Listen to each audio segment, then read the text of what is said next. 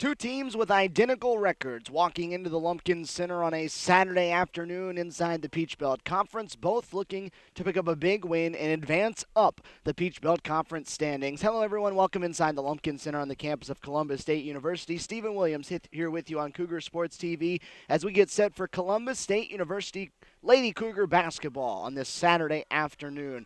The Pirates of Armstrong Atlantic State University, the ones in town in Columbus on this Saturday as they get set for a doubleheader inside the Peach Belt Conference. The Lady Cougars 9-4, 4-3 in Peach Belt Conference play, coming off a tough-fought loss on Wednesday night at Young Harris, dropping that game 68-63 at the hands of the Mountain Lions, trying to get back on the winning track against an Armstrong team that is also 9-4 and 4-3 in Peach Belt Conference play.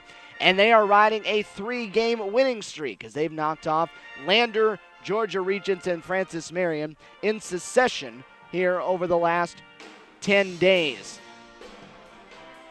The Lady Cougars will be looking to get back on the winning side of things. They're 4-3 inside the Peach Belt in a three-way tie for third place right now in the Peach Belt Conference as they get set to go up against Armstrong. The Pirates coming in here out of Savannah, Georgia. They sit atop the Peach Belt Conference Eastern Division coming into play today, so they'll try to continue their winning ways with new head coach Fala Bullock at the helm there.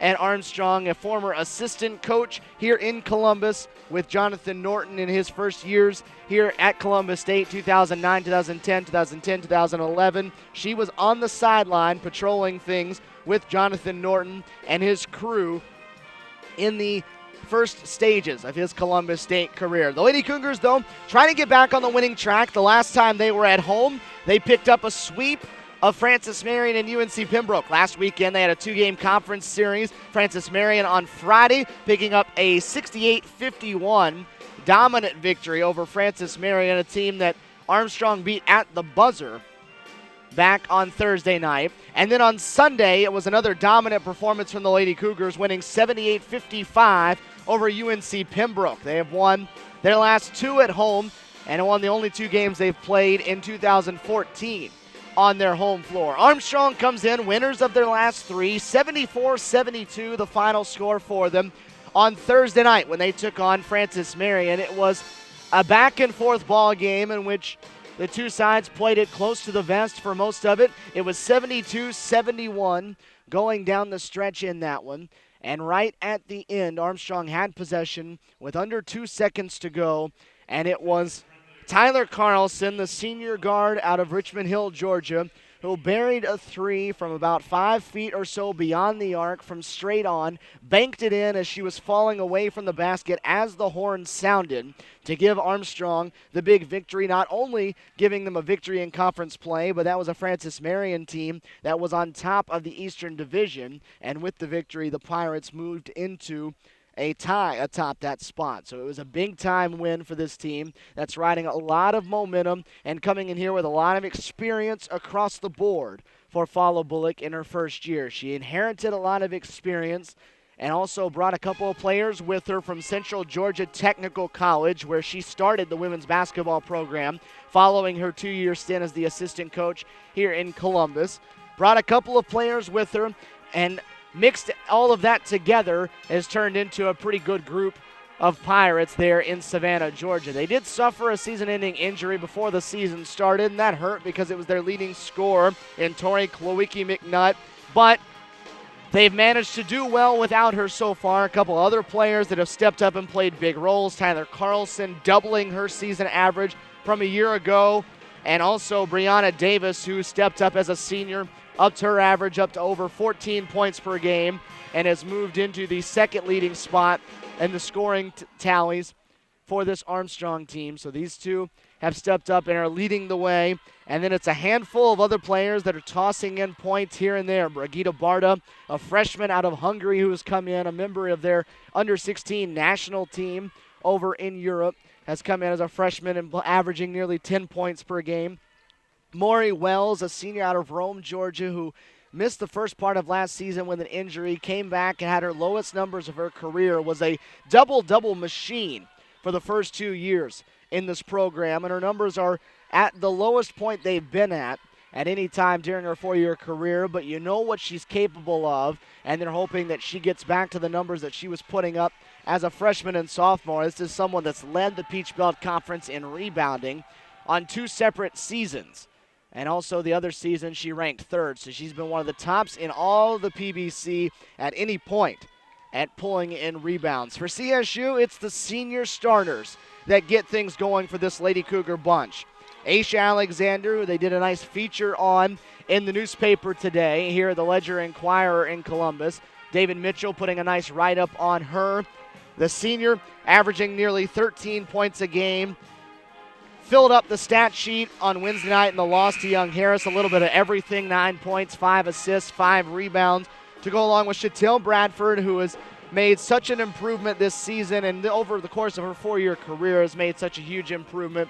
Has jumped up to 16 points a game, has been the PBC Player of the Week, ranks in the top 10 in points per game and also in rebounds per game for the year so far. And then Tay Smith, who's made marked improvement this year as well. 11.7 points per game for her as well. We talked with head coach Jonathan Norton prior to tip-off tonight. Let's listen to what the head boss had to say.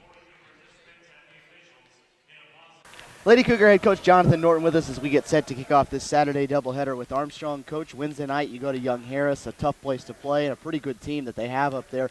Take us through how that one unfolded.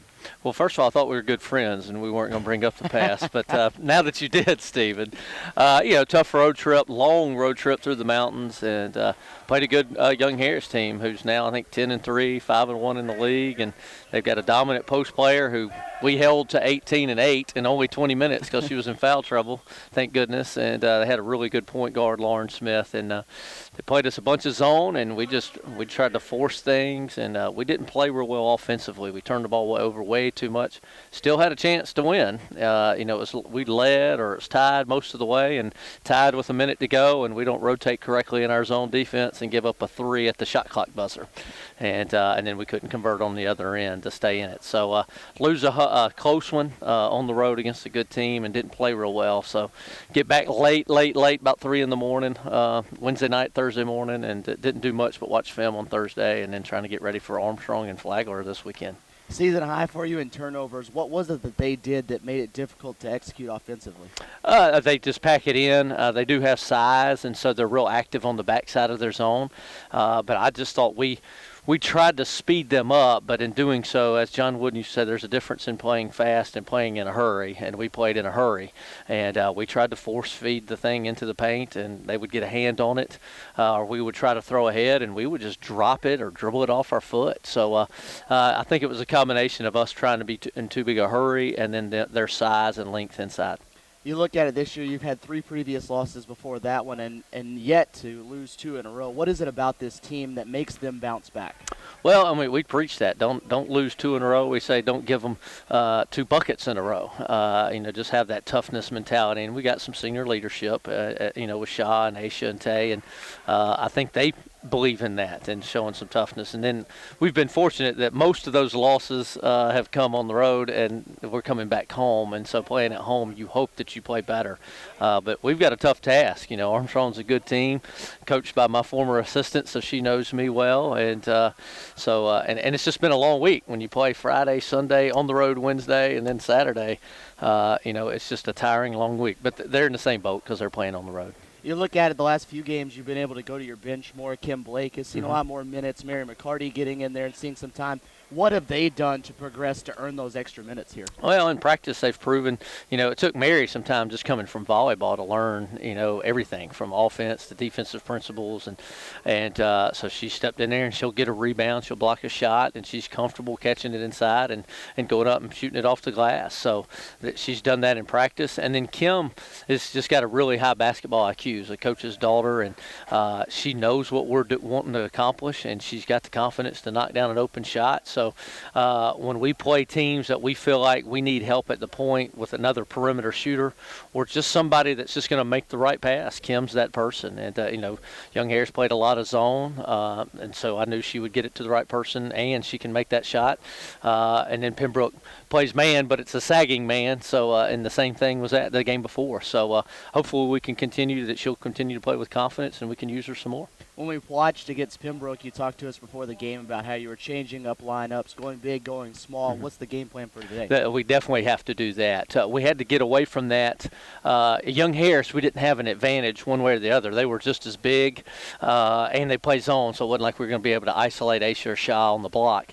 And then when we tried to speed them up, our pressing lineup is so small that we were terrified that they would pound us inside because they were already having success with their big kids. So, but today we think we can get back to going a little big and posting Shaw and Aisha against some of their guards, and then pressing them a little bit and see if we can't create some easy points in transition off of turnovers. Armstrong, a team that comes in identical records across the board with you all. What is it that they do that challenges you all on both ends? They're balanced, first of all. They've got size inside that they can throw it into. They like some high-low with their posts. Then they got two guards, 21 Carlson and then 22 on the wings. They can both shoot it, and 22 can drive it a little bit. So, and then their point guard solid. She's quick as a hiccup, and can get in creases and kick it out to those shooters. So, and then they got some depth. They got depth inside, and they've got depth on the perimeter. So, I just think they're a balanced team. There's not one player you can point to say we can help off of her or double team somebody off of her.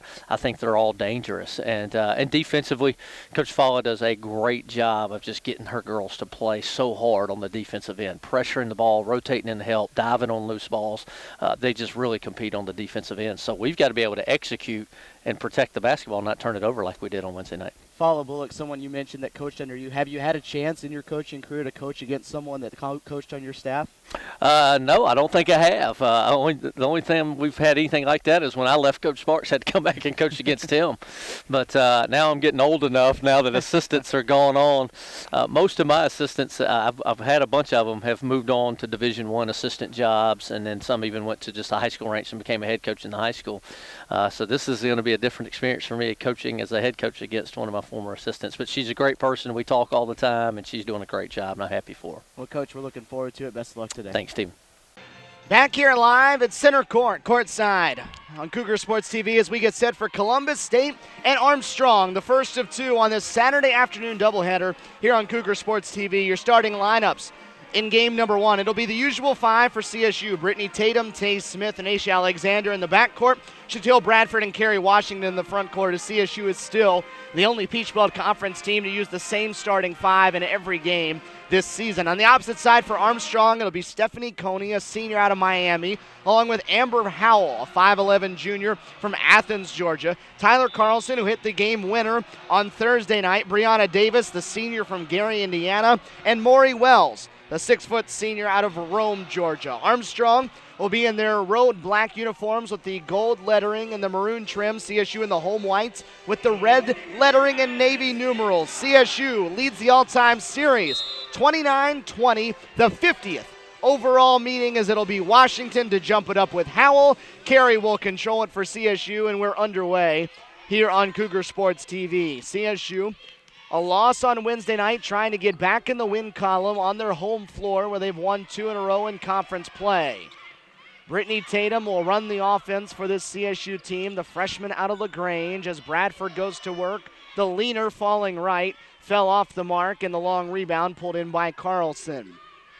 CSU seems to go as its point guard and its outside shooting goes, as the first turnover belongs to Amber Howell, who took steps before she put the basketball on the floor. Brittany Tatum in wins this year for CSU has been so much better than she has been in losses, as Aisha Alexander goes off the glass for her first 2.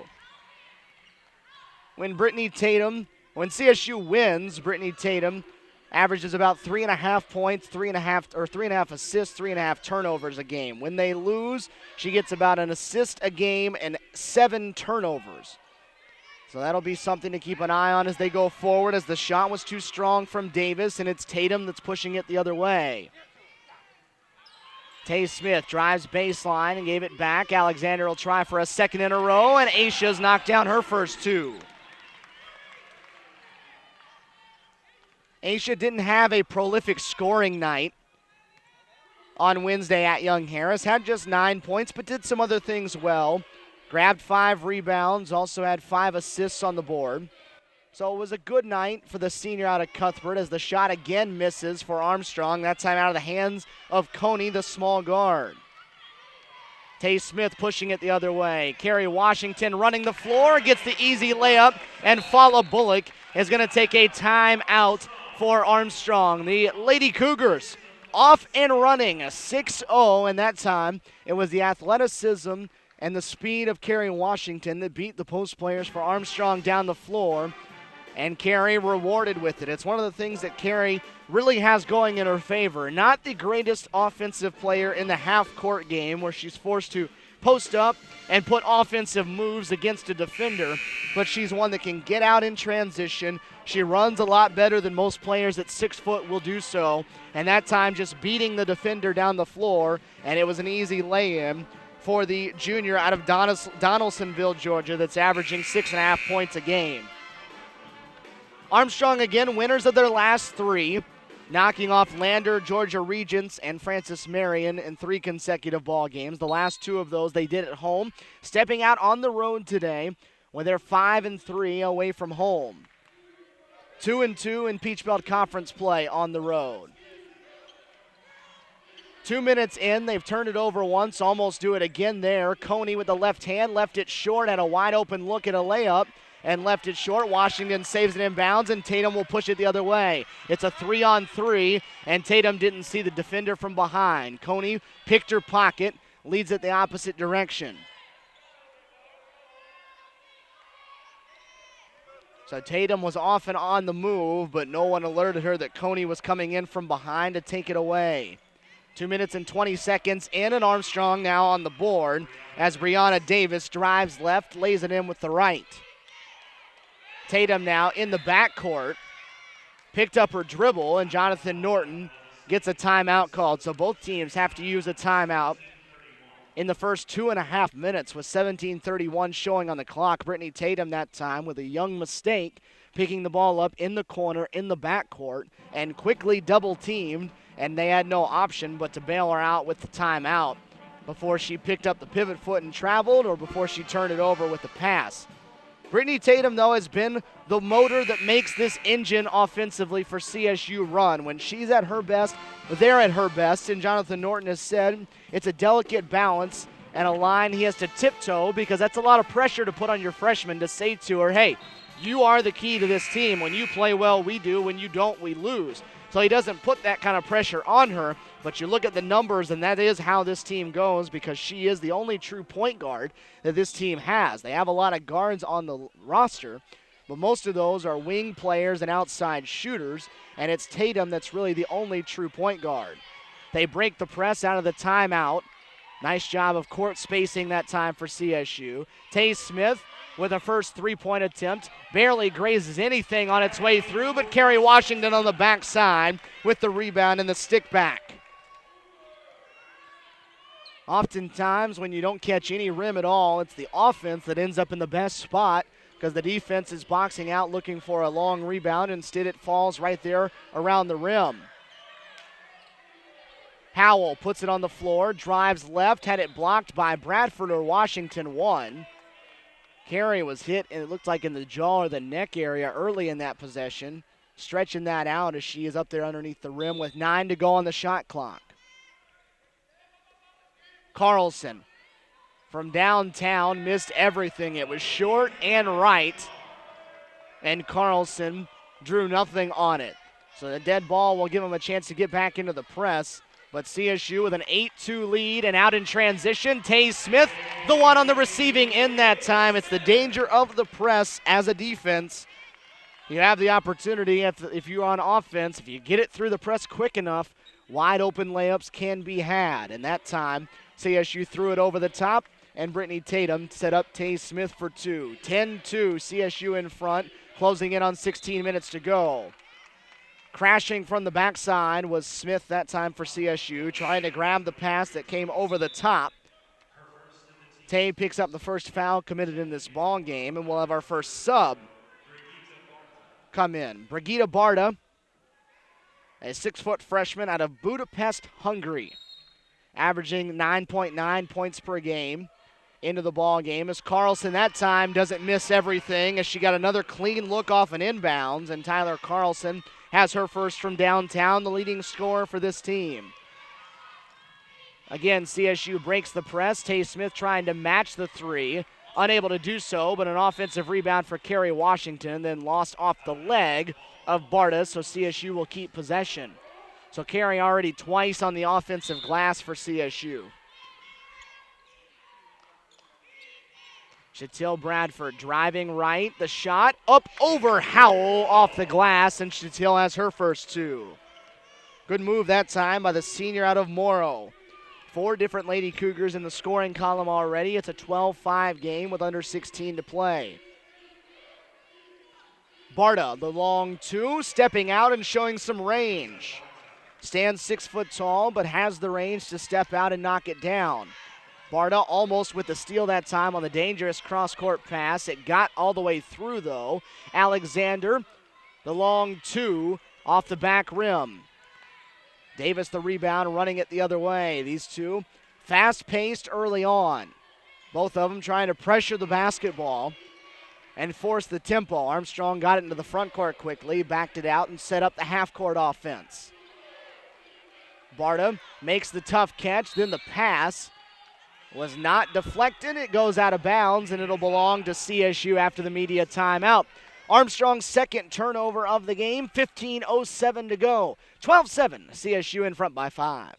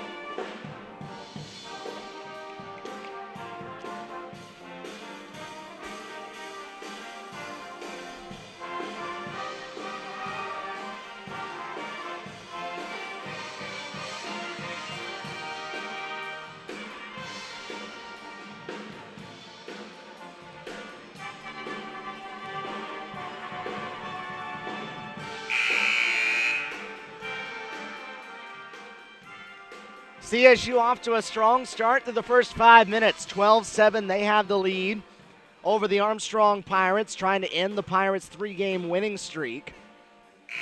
CSU trying to make it 3 straight that they've won at home here in the 2014 calendar year. Dee DeShazer will hit the floor out of the timeout, as will Kayla Richards for CSU. 2 players that can light it up from downtown if given the opportunity. It's Alexander and Smith that take a seat. CSU no issue with the pressure defense that time in the backcourt, and Kayla Richards with the travel off the pump fake. Took the step before she put it on the floor. It's got to be the most common traveling call in the game right now. You see it called every handful of possessions. The player will take the step off the pump fake before they put it on the floor, and they hit them with it every time. 5-point lead for CSU. Armstrong started slow. The offensive rhythm picking up a little bit here the last couple of minutes. Howell cut off. Barta has the shot blocked by Washington. They're going to say it wasn't blocked. They originally pointed CSU's direction, and it will be CSU basketball. So they're going to say Barta just missed it that poorly as Kerry Washington hits the floor on a blocking foul in the backcourt. The foul will go against Amber Johnson, who's into the game now for Armstrong. 1 foul per side here through 5.5 minutes. CSU has been in front throughout so far. DeShazer off a screen for the left side, and Dee DeShazer, you watch the confidence grow in the young freshman. Every time she steps on the floor, they ask her to get out there and fire away from long distance, and she does just that. The pass deflected around the paint, finally kicked out into the hands of Howell. Up and around, Kerry Washington on the right side. Amber Howell has her first 2. And again, Armstrong will go to the press on every opportunity. All 5 players standing behind the midcourt stripe. Not a ton of pressure on the ball as they back up after the ball gets inbounds. It's a change from where they were earlier. Earlier they were trapping in the backcourt, so showing different looks. Tatum to the basket with the left hand, and Brittany Tatum in the scoring column. They don't ask Brittany to score very often. Scores 8 points per ball game, but Jonathan Norton would much rather she just facilitate the offense all night than score points. Mid-range jumper, that time out of the hands of Davis. Rebound pulled in by Richards. DeShazer gets another clean look, this time right side, left it off the front rim. And the long rebound run down by Carlson in the corner. An 8-point game, 17-9, 13-15 to go in this first half. Over the top, Kerry Washington having none of that pass intended for Barta. Richards was coming to help on the backside, and Washington swatted it out of bounds. Subs in for Armstrong. It'll be Dee Hayward that will come in along with Hannah Bogner. A couple of international players for Armstrong. Mary McCartney in for the first time, along with Aisha Alexander, who's back on the floor. And Ashley Azuzu also checks in for the first time for CSU. So CSU going with a much bigger lineup now as Hayward misses the runner. Bogner underneath, using her size, though, and then was hemmed up in a 3-second call. Bogner stands at 6'2", the post player out of Hungary. But that time grabbed the rebound and couldn't go up with it thanks to the defense put on by CSU. So Tatum off the floor for the first time. It'll be Aisha Alexander that will run the point for the Lady Cougars as they go to a much bigger lineup now. Couple of 6-foot players out there. Couple standing at 5'10", and then Alexander at 5'9" as the point guard. Bradford lost it that time, and it goes out of bounds. Last touched by the Pirates with 10 on the shot clock. 12:38 to go as Bradford will inbound. CSU will have 10 seconds to put it on the rim. They get into McCartney off the inbounds, off to Alexander. Working around Bogner, up through the taller player, and Bogner with the block. That's what Bogner does best. Blocking shots on the defensive end. She has 42 of them this season coming into play today. On the backside, shot clock winding down. Bogner gets another one on Alexander. Armstrong with numbers now. It's a 3-on-2 in transition. It's Brianna Davis that gets the layup. So a nice job by Bogner making her presence felt on the defensive end, blocking 2 shots and setting up the outlet for an easy layup. 17-11, it's a 6-point game and a kickball against Brianna Davis that time, deflecting the pass put on by Kayla Richards. Again, the bigger lineup for CSU on the floor, but it was Armstrong that made the size felt the last possession. Bradford is where they'd like to go out of this one as Richards tried the long 2 and missed it all. In this situation, Bradford's where they'd like to go. The larger forward playing against one of the smaller guards for Armstrong, but didn't get her a touch that time. The turnover gives it back to Armstrong with 11:53 to go and a media timeout on the floor. 17-11, CSU still leading by 6 here inside the Lumpkin Center.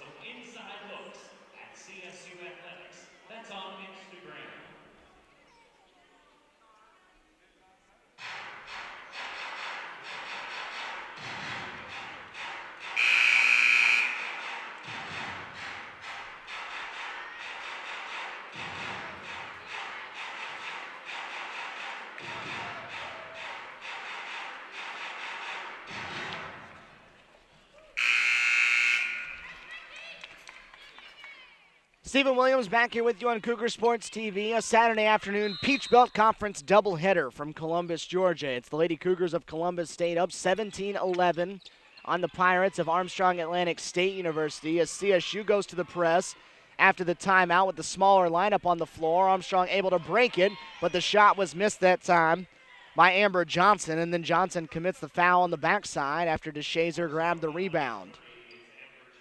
For Johnson, that's her second. She's committed the only 2 fouls that Armstrong has so far. They'll get her out of the game as Coney returns. Carlson will come back as well in place of Brianna Davis. CSU going small now. Brittany Tatum, Aisha Alexander, Dee DeShazer, Taze Smith, and Carrie Washington as they go 4 guards and a post. This will be the much quicker, better shooting lineup than they just had, and they'll press and trap defensively.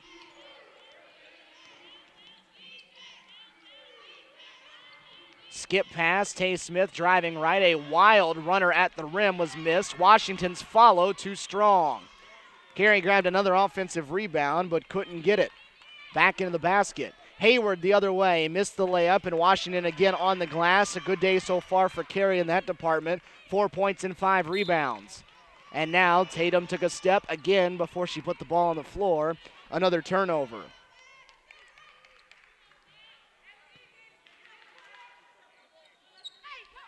Again, CSU with this quick lineup on the floor will get into the backcourt and force Armstrong to work with every dribble.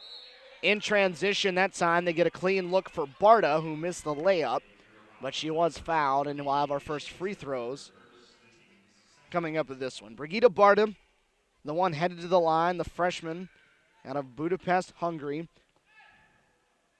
Member of the under-16 Hungary national team, one of 2 players from Hungary on this roster. They also have Dee Hayward, who's out of Scotland, and Adanya Lewis, who comes from New Zealand. So 4 players, international players on this roster for Fala Bullock, her first year at the helm. Barta splits the pair, makes it a 5-point game. The foul was on DeShazer. It was her first. CSU again is led from start to finish so far as DeShazer gets a look left side, and Dee has a second one from downtown. Dee DeShazer with her second long bomb. She had a season high and a career high 14 points in here last Sunday against UNC Pembroke. Carlson going for her second, and she's got it as well. Tyler Carlson, one of the top 3-point shooters in the Peach Belt Conference, has her second. She's made at least 2 threes now in 11 of the 14 games that Armstrong has played. And that time, Coney picked the pass off. Read it, got in the lane, took it away, then lost her footing. Had to back it back out to slow it down. Now she'll go to the rim. They'll give it up. Barta gets a look from 8 feet, and Brigitte Barta has an early 5, and it's a 3-point game. Coney that time just read the eyes like a defensive back. Saw where Tatum wanted to go with it and just got right in the lane and took it the other way. Taze Smith, long 2, missed right. Carlson the rebound, and she's going to run with it. Coney, the kick out. This is Hayward cut off at the free throw line. Carlson jumping into a 3. She airballs for the second time. That one way too strong. Another long pass to the opposite side. CSU does that so often, and now Coney has another steal. That time a lazy pass from DeShazer, and Coney so quick, jumped in front, took the pass the other way for an easy 2, and it's a 1-point game. Can't make lazy passes.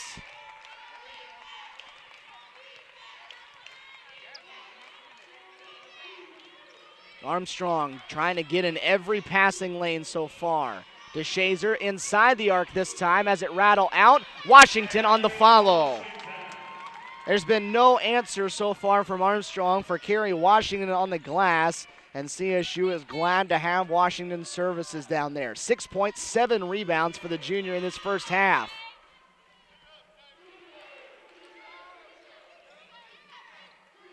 Three-point game. Armstrong a chance to tie if they could knock one down from downtown, but Washington doing it all right now for CSU, has the steal and then almost gives it up in the backcourt.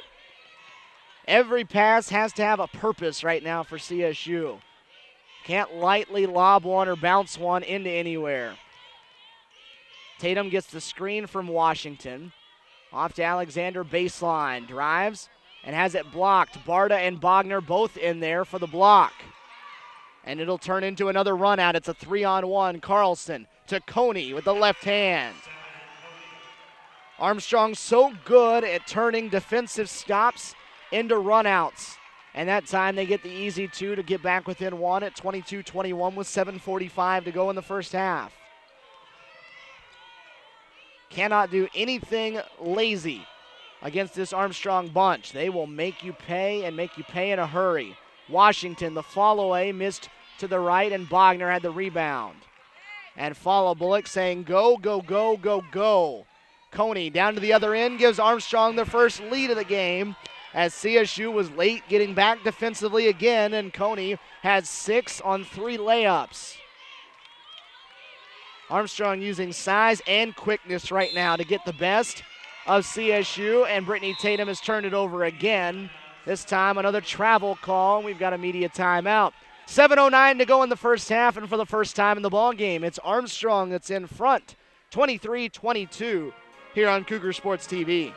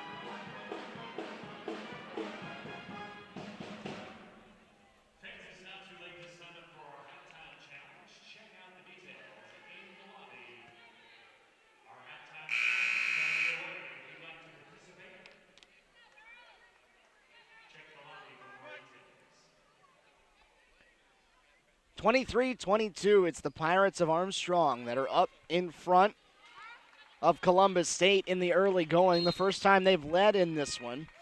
CSU already with 7 turnovers that have turned into 9 Armstrong points.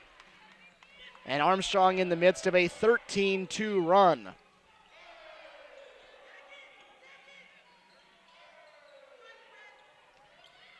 Over the top, they drop it down low. The kick out has Davis open on the right wing. Missed the 3. Barta, though, down low to grab the offensive rebound and lay it back in. Brigitte Barta with 7 now. CSU trailing by 3 as Shatil Bradford goes to the right and drives for 2. Bradford in off the bench, as is Ashley Azuzu, Tay Smith, Kim Blake, and Kayla Richards as CSU goes with a brand new 5 after the timeout. Jonathan Norton not happy with what he was getting out of the former 5. The shot from Davis again off the mark. Ashley Azuzu rips down the rebound, and CSU again will push the tempo.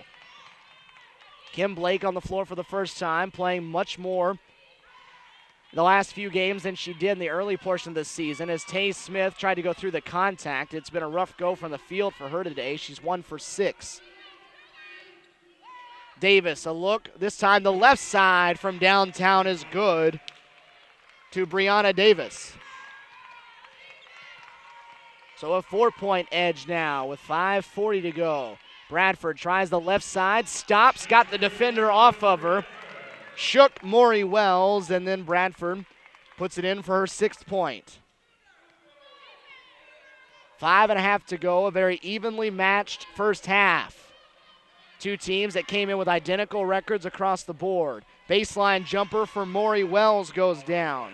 Her first 2. That's a player that Follow Bullock would love to have back to the status where she was her freshman and sophomore year. Azuzu back to the basket, turns around and hits the back rim. The rebound grabbed by Carlson, and she'll run it the other way. Doesn't have numbers, but it doesn't matter as she goes to the rim. Lost it, asking for a holding call by the official underneath the basket. Doesn't get it, and the ball last touched by Carlson out of bounds. So CSU will check Alexander and Smith and Washington back into the game. So 4 of the starting 5, and it's Kayla Richards in place of Brittany Tatum for CSU. Trailing by 4, 30-26, under 5 minutes left in this first half. Very fast-paced, up-tempo first half. Bradford fighting down low, and another lazy pass is a steal for Coney. Coney the other way, and again, Stephanie Coney, the guard out of Miami, is wreaking havoc on the defensive end right now. CSU has not been able to solve her in the passing lanes right now.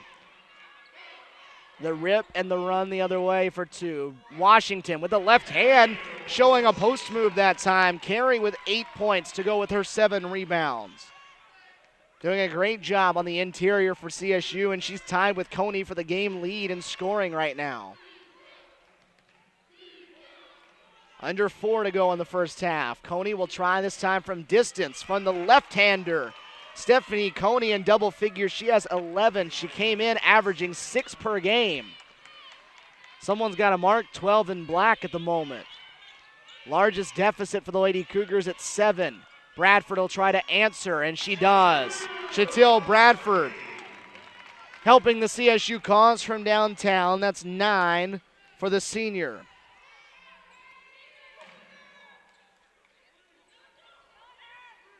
On the baseline, Howell blocked from behind by Washington. It's loose on the floor. A couple of players hit the deck. The tie-up goes to the alternate possession arrow, and that'll keep it with Armstrong after the final media timeout of half number 1. CSU still trailing, 3:16 to go. It's Armstrong 35, Lady Cougars 31.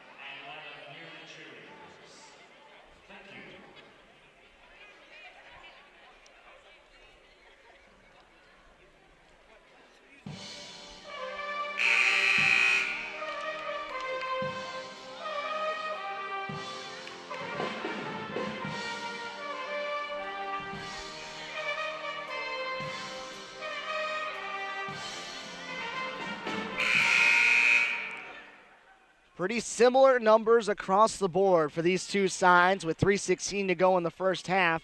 Armstrong, though, has made one more shot, and it happened to be an outside shot than CSU has the first 17 minutes.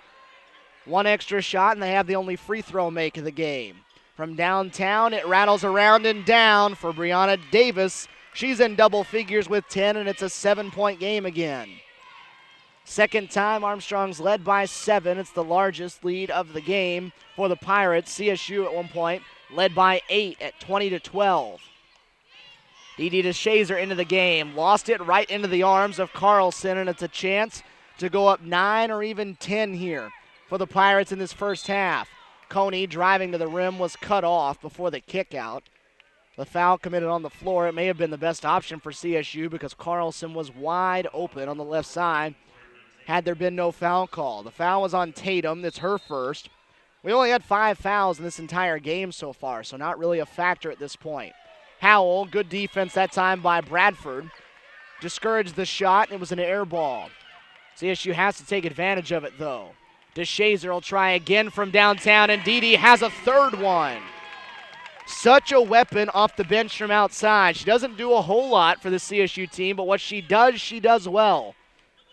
Knocks down her third from outside. She has 9 points and a big one to pull them within 4 with 2:15 on the clock.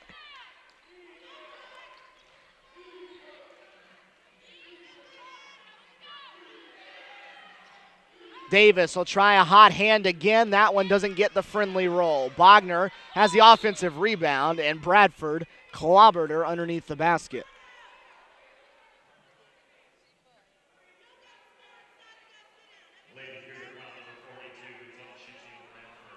For Bradford, that's her first. Again, 4 fouls on the Lady Cougars now, only 2 committed by Armstrong. The unfortunate part for Fala Bullock is both fouls were committed by Amber Johnson. Davis gets another look from downtown, and fortunately for CSU, it missed left. Bradford the rebound, and she's going to run it the other way. Tatum driving. They'll kick it around. DeShazer again from outside has a fourth. D.D. DeShazer closing in on that career high she set on Sunday of 14. She has 12 in the first half.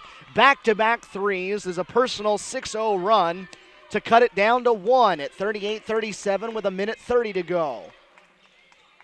Big-time minutes down the stretch here in this first half for D.D. DeShazer, the freshman out of Tifton, Georgia, and Carrie Washington with the steal.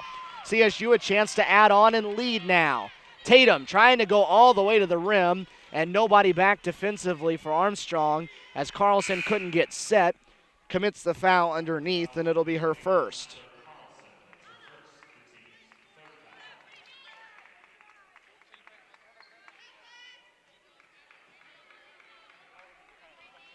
Barta will hit the floor in favor of Howell for Armstrong. Tatum in the act of shooting will head to the free throw line. They're going to say she was trying to get it up on the rim.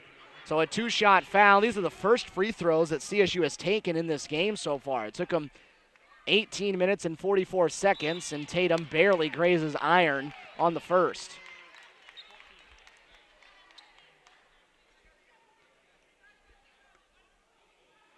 Armstrong, 1 of 2 from the line. This will be the second one that CSU has taken. Trying to tie the game at 38. Tatum left them both hanging, but Carrie Washington kept it alive with an offensive rebound. Washington will get a touch, working on Bogner, kicks it out. Bradford drives on Barta, got the defender in the air, and they're going to say she traveled with it. So the turnover on CSU is their 9th, and they miss an opportunity, rather their 10th, a missed opportunity to regain the lead.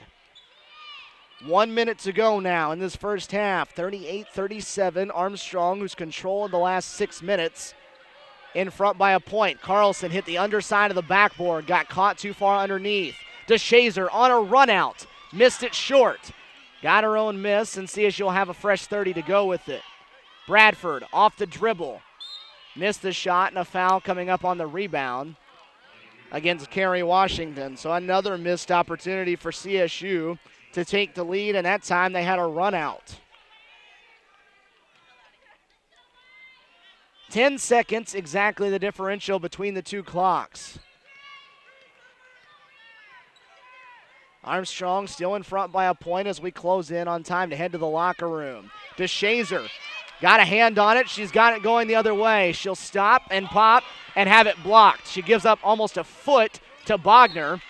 Had it blocked, and Carrie Washington saves it off of Carlson underneath as it's a sloppy exchange in the last 30 seconds here between these two sides. But with 19 seconds to go, CSU has it. Shot clock off. A chance to take the lead into the locker room.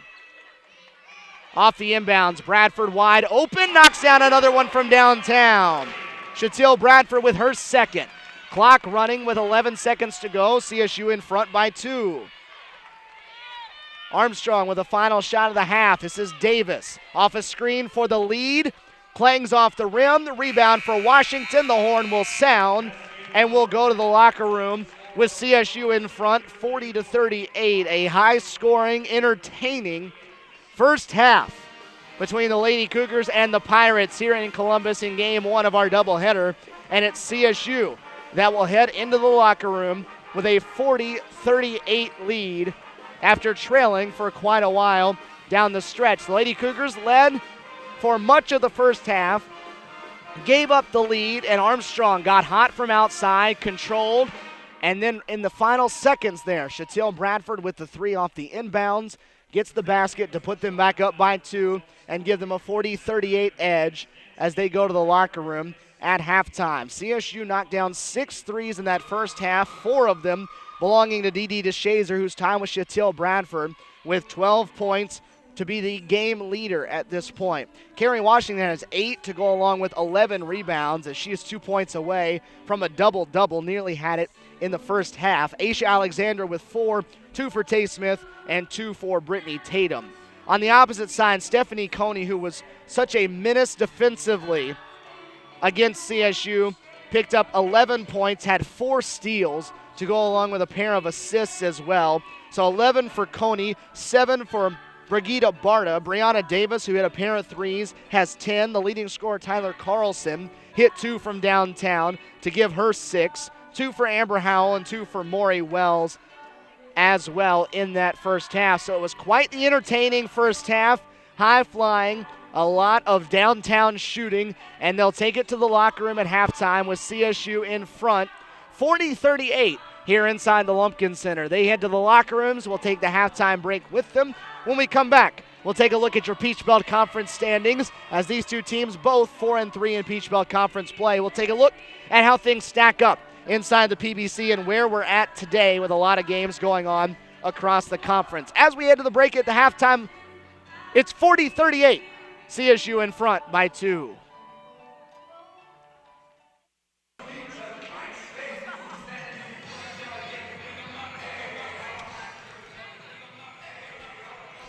Stephen Williams back here with you inside the Lumpkin Center on Cougar Sports TV. First of our doubleheader on this Saturday afternoon as CSU leads 40-38 at the break over Armstrong Atlantic State University. Two teams each held leads in that first half. CSU by 8, as much as 8. Armstrong by as much as 7, but it was CSU that closed with a strong end of the half to give them a 2-point advantage as they go to the locker rooms at the break and come back out and get ready for this second half. CSU in the first half shot 17 of 36, 47%. They were 6 of 9 from downtown. Shatil Bradford was 2 of 2 from outside. D.D. DeShazer was 4 of 5 as she's 2 points away from her career high in the first half. On the opposite side, 46% for Armstrong. They were 5 of 11 from downtown and only 2 free throws taken by each side. Armstrong made 1. CSU missed both of theirs. These two teams came in with identical 9-4 records, 4-3 inside the Peach Belt Conference as we take a look at where things stand entering play today. Armstrong tied for the top spot on the eastern side. They're tied with Francis Marion, who they knocked off at the Horn on Thursday night at 4-3. That eastern side is just a jumbled mess right now. Everybody with at least 3 losses, nobody with more than 5. All 7 teams eligible for the Peach Belt Conference on that side, and only 4 of them can come back here in March. So it's going to be a wild run to the PBC tournament on that eastern side. On the western side, it's a little more clear-cut. North Georgia, 6-0, undefeated in Peach Belt Conference play. Young Harris, who defeated the Lady Cougars, is 5-1, but they are ineligible for the PBC tournament, so they won't matter in the 4 that gets here for the PBC tournament. So that's something to keep in mind. And then CSU in a 3-way tie for 3rd at the moment. Clayton State, the preseason conference favorite at 4-3 with CSU and Georgia College, who we'll see here on February 1st in this building. Montevallo's grabbed a couple of wins in PBC play as they are 2-5 in the Georgia Southwestern, carrying up the basement at 1-5. Inside the Western Division. Today, Clayton State's on the road at UNC Pembroke. Flagler is in Americus to take on Georgia Southwestern. Flagler will be here on Monday for an afternoon doubleheader on MLK Day. Armstrong here in Columbus. Montevallo's at Francis Marion. North Georgia on the road at Georgia Regents, and Young Harris is at USC Aiken. The first 5 of those games going on right now. The game at USC Aiken will start at 5:30 tonight. Second half of action getting set to kick off. CSU will go with its original starting 5. Bradford and Washington in the middle. It'll be Alexander, Tatum, and Smith on the outside for CSU as they work in their home white uniforms, working left to right as you're looking at it. For Armstrong, it'll be Wells out there along with Davis, Carlson, Howell, and Coney. They're starting 5, hitting the floor in the black uniforms to start off the second half. Two teams that were very evenly matched in half number one. It was CSU, though, that closed strong and took the lead in the locker room. Bradford with the short jumper picks up right where she left off in the first half, and Shatil Bradford now has a game-high 14 points. CSU in the midst of an 11-0 run as they trailed 38-31. Hit 3 straight threes to close out the half, and then the opening basket here. Opening possession of the second half for Armstrong. The shot up, well short on the part of Howell, but Carrie Washington caught her on the arm. And it will send Armstrong to the free throw line where we haven't spent very much time today. Only 5 fouls committed in the first half by CSU. Nobody picked up more than 1. And it was for Armstrong, 3 fouls. Amber Johnson had 2.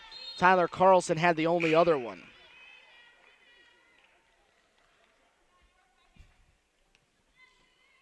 Again, CSU led by as much as 8 at 20-12. Armstrong led by 7 at 2 separate occasions, most recently at 38-31. Brigida Barta quickly in off the bench for Fala Bullock. It was Howell that sits down as we've yet to play a full minute in this second half. Again, if you're just joining us, Fala Bullock, the new head coach at Armstrong, a one-time assistant for Jonathan Norton here in Columbus. Spent 2 seasons, 09-10 and 10-11, as Tay Smith misses the 3. Spent 2 years here before starting the program at Central Georgia Technical College, as Carlson on the turnaround missed, and the rebound controlled by Bradford. So a familiar face coming home here to Columbus. Bradford cut off, working that pivot foot, drops it off for Smith, and Smith, before she could give it up, has a 3-second call come up against CSU. It was Washington or Bradford, couldn't tell who it was in the paint. They didn't get out of there in time. The turnover is the 11th on CSU, 8 committed by Armstrong so far. Armstrong has turned it into 13 points off turnovers as Carlson missed to the right. Alexander, the rebound, and runs it the other way. Tay Smith cut off. Underneath, Washington, who needs a basket for a double-double, missed the shot. Bradford on the rebound. They're going to wipe the basket off, say the foul was on the floor. It's on Carlson. It'll be her second. CSU did a great job on the glass in the first half. Out-rebounding Armstrong 22-16 as Tatum misses from beyond the arc. So CSU was hot from outside in the first half. They've missed a couple here in the second. Lady Cougars grabbed 8 offensive rebounds in half number one. Carrie Washington made a living off of that as Shatil Bradford commits the foul against Carlson, who will head to the free throw line. For Bradford, that's her second. And Tyler Carlson will attempt free throws number 5 and 6 for the Pirates in the game. Carlson, the leading scorer for this team, a senior out of Richmond Hill, Georgia. Played her first 2 seasons of her career at Mars Hill before transferring to Armstrong.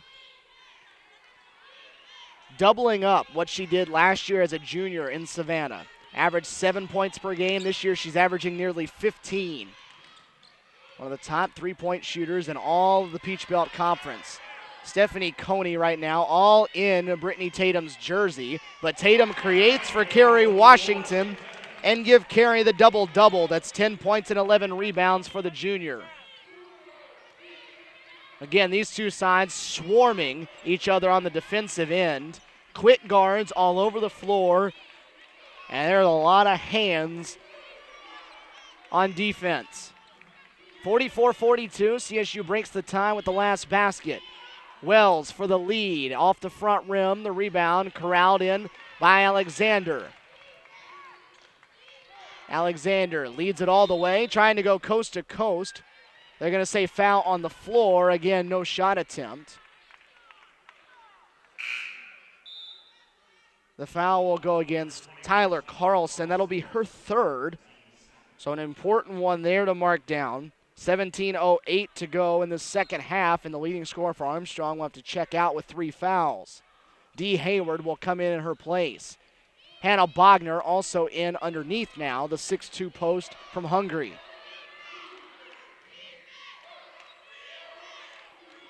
3 minutes gone by. CSU has watched its lead stay at 2, 44-42, as Bradford is fouled on her way to the rim. Went right at Barta and Bogner, the two interior post players for Armstrong. The foul goes on Bogner. That's her first. Armstrong's already committed as many fouls in 3 minutes and 10 seconds as they did in 20 minutes in that first half. Shatil Bradford, the one at the free throw line, having a very strong performance so far. 15 points for the senior who started her season off so well. She had the 35-point performance as she carried CSU against West Georgia in an early season victory. Had a couple of 20-point performances, was the Peach Belt Conference Player of the Week back in November. And since then, the numbers have gone down a little bit. You knew they would return back into the atmosphere a little bit. She wasn't going to average 25 points a game as Washington just about got a steal underneath. It'll stay on this end with 17 seconds on the shot clock. But Bradford, getting the scoring going again, has been in double figures this season now in 13 of 14 games and has really led this team as one of the three key seniors. 46-42, it's a 4-point game now. Coney gives it up. Hayward gets a look from the left side, left it short. Alexander, another rebound. That's her fourth to go along with just 4 points. She'll try to add to that total, but she missed it short. Washington's follow is missed, and then she can't corral it for the second try. CSU is all over the glass, but you got to make them count when you get them like that. So still a 4-point game. We've seesawed back and forth in this one so far. It was all CSU early. Armstrong, though, through their defense, it was Stephanie Coney, who has the basketball now, who really kick-started everything. Got in the passing lanes, had a couple of easy steals and lay-ins, and that really got the Pirates going and put them in front as Brigitte Barta puts a strong move on the floor and knocks down the long jumper. Barta having a nice night. 9 points for her, a point away from her average.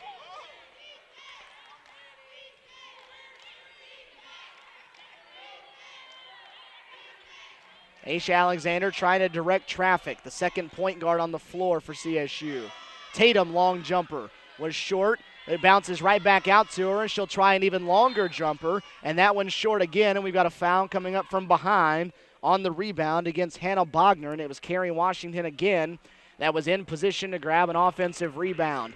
15:29 to go in this ball game here in Columbus, Georgia on a Saturday afternoon, 46-44. Columbus State still in front by 2. The under-16 media timeout here on Cougar Sports TV.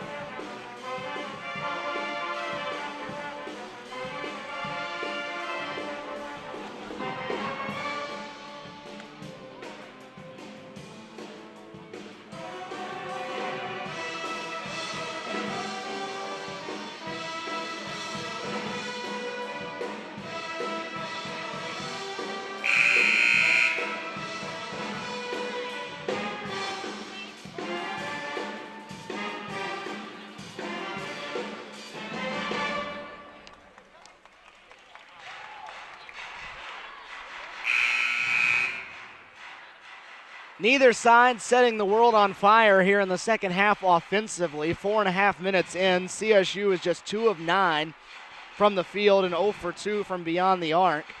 1 for 5 from the floor and 0 for 3 from downtown for Armstrong.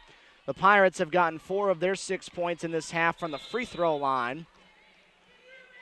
CSU has gotten 2 of its 6 from the charity stripe. Off the inbound, CSU has it with a new shot clock. They'll waste no time in firing at the basket as Tay Smith struggles from the floor. Continue as she missed the jump shot. And Brittany Tatum grabbing the outlet pass that time, deflecting it out of bounds before crashing into the tables. So it'll stay with Armstrong. Tay having a rough go of things right now. 1 for 8 from the field, 0 for 2 from downtown, but I was in the hallway outside the locker room at halftime.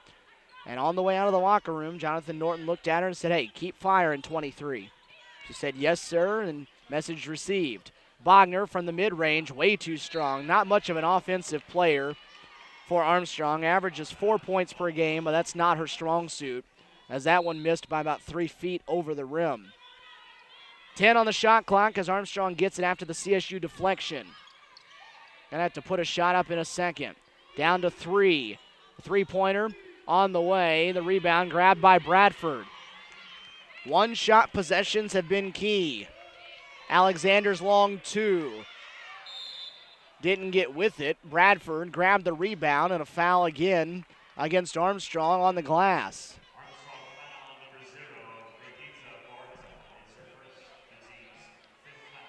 The foul goes against Brigitte Barta. It's her first. 5th of the half already by Armstrong. So free throws could be coming shortly for the Lady Cougars, who lead by 2 with 14:40 to go in this ball game. 46-44.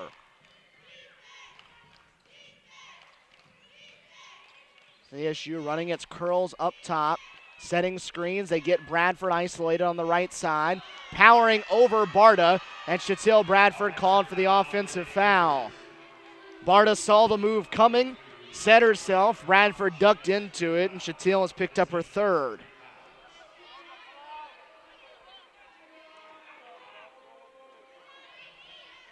Patrons inside the Lumpkin Center not pleased with that one, but it's the third against the senior from Morrow. Armstrong a chance to tie her lead.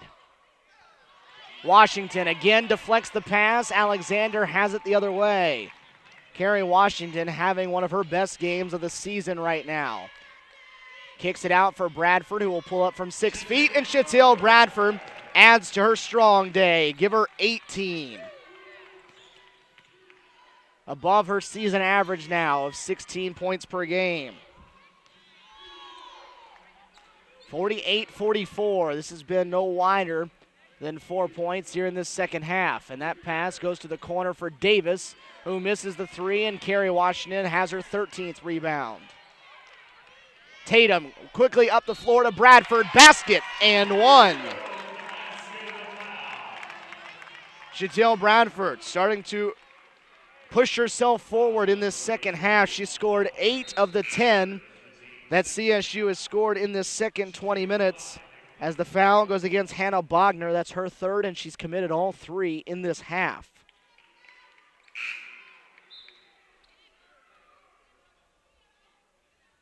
Coney will come back in, and we'll get our first look at Morgan Mitchell as well. Mitchell, a 5'9 senior out of Lilburn, Georgia. Dee Dee DeShazer in for CSU, as is Kayla Richards and Ashley Azuzu. Shatil Bradford at the line to finish off the three-point play. And I'm going to say lane violation against Armstrong will wipe off the free throw miss that time of Bradford. So they get another opportunity at it as CSU tries to open up its widest margin since 20-12 in the first half.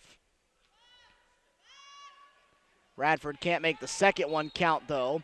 And the rebound, last touch by Barta of Armstrong, so CSU will get it right back. CSU with a 33-21 edge on the glass.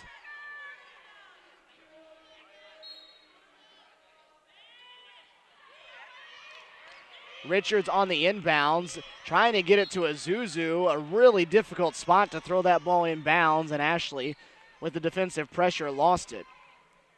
That pass put Ashley in a bad position there, double teamed. And a turnover. So it stays a 6-point game, 13:30 left. Armstrong hasn't led in the second half. They tied it at 42, but CSU quickly regained the lead. Into the corner, Morgan Mitchell from downtown. The 3 wasn't there. Davis, the rebound and the follow missed. Bogner and Bradford fighting for it. Rather, Bogner and Azuzu fighting for it. And Azuzu hit with the foul. That'll be her first. Bradford will sit down. Michelle Montgomery will hit the floor for the first time for CSU, the freshman out of Kentucky. So CSU with 4 players off its bench and Brittany Tatum, the point guard, on the floor right now. This is Barta from 17 feet. The shot wasn't there. Mitchell got the backside rebound and then traveled, switched her pivot feet. So a turnover on the Pirates is their 10th. CSU's done it 13 times. It's a 50-44 game. Lady Cougars by 6, under 13 minutes to go, and now we get to watch Tatum dribble against Coney. This has been a matchup all night long.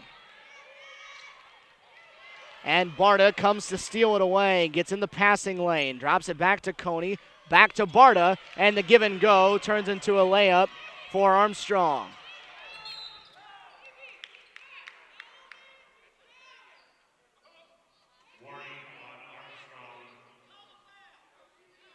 There will be a warning issued to Armstrong. Not quite sure what it was for. The ref stopped play there to issue the warning. And again, they go into the corner on the near side of the court. CSU again with the press defense and against it. Couldn't get it in bounds in the right spot. They turn it over, and Armstrong a chance to get back within one possession. Defense was the way they got back into the game in the first half after trailing by 8. And now CSU will settle into its 3-2 zone. Tatum, DeShazer, and Richards up top. It's Montgomery and Azuzu underneath.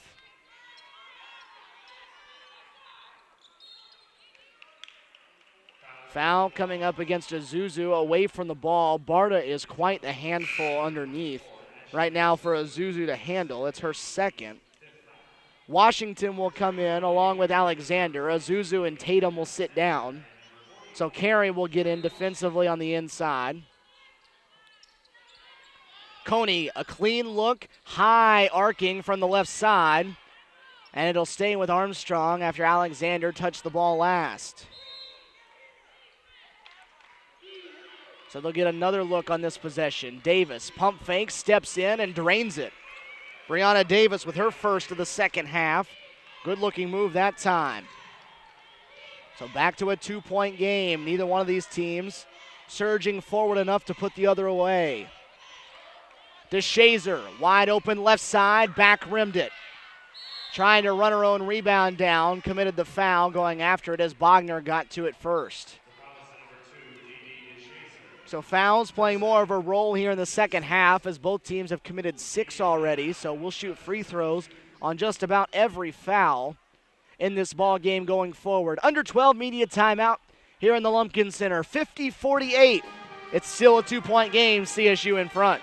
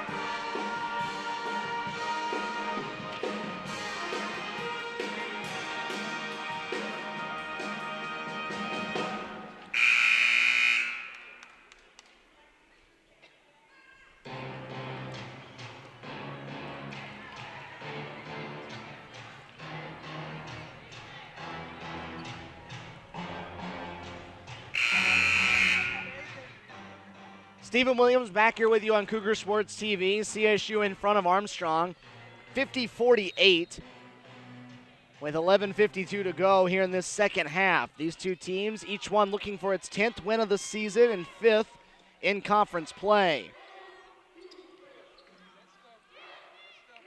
CSU has had the lead or been tied every second of this second half, but a long ball here from Armstrong would change that. Davis will try to put the Pirates in front, missed badly on the 3, and a foul on the rebound goes against Howell. Committing the foul from behind against Kayla Richards who will walk to the other end and have the 1-1 as we've reached the bonus on both sides. So Kayla Richards, the sophomore from Cumming, Georgia, will have a chance to get her first points of the game from the free throw line. CSU has taken just 5 of them in this game. They've missed 3 of them. They've missed now 4 of their 6 that they've taken, and CSU continues to struggle from the foul line where they're just 62% for the season. So again, another empty possession for CSU in this second half as they've not had much offense. 10 points in nearly 9 minutes as they almost get the turnover. Carlson, who's back on the floor, lost it. Howell had it deflected, blocked by Washington that time, and then it finally winds up in the hands again of Armstrong. So again, sloppiness everywhere, and Armstrong will force CSU to guard again for 30 seconds.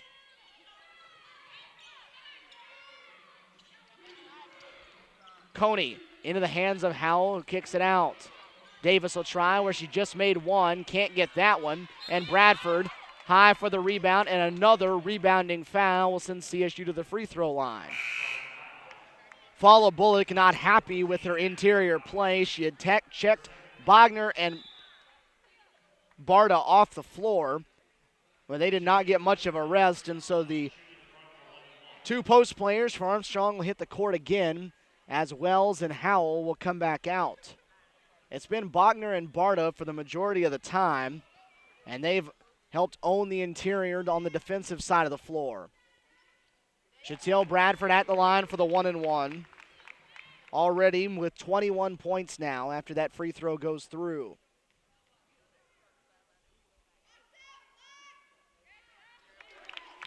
Give her 22 now. Bradford with 10 in this second half of the 12 that CSU has scored. The only other basket belonged to Kerry Washington. Someone else is going to have to help the Lady Cougars out.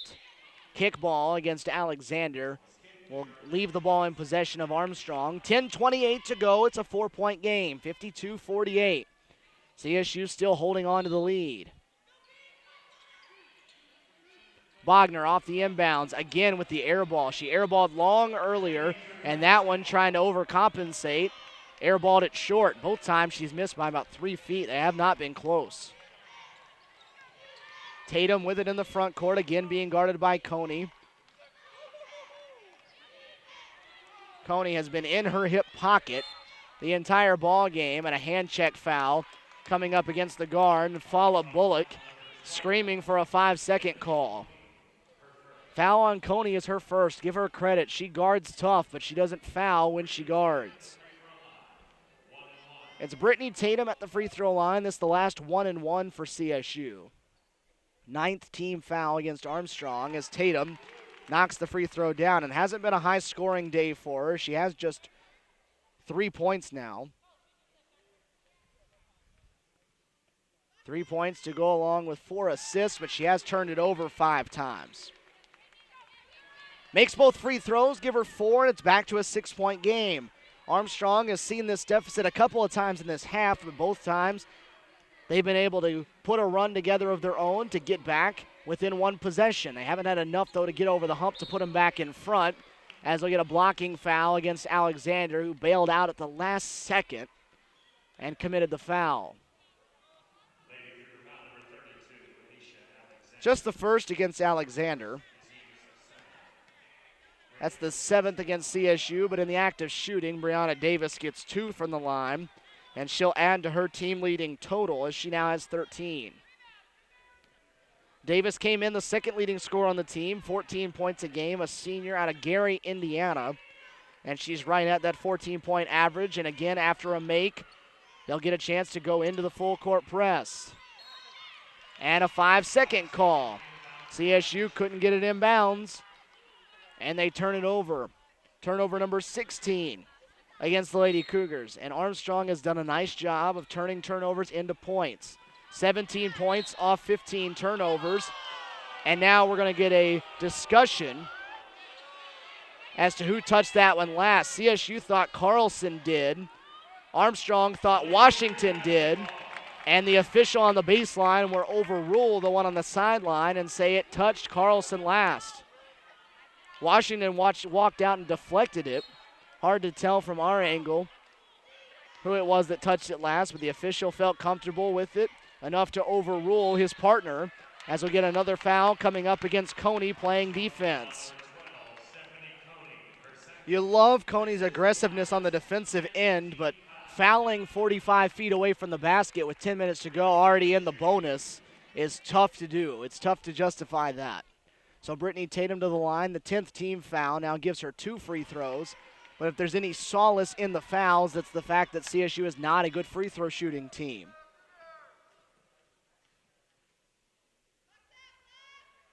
Tatum misses them both. Washington on the follow. They're going to say committed an offensive foul against Carey. That'll be her third, and so we're in a free throw shooting contest now.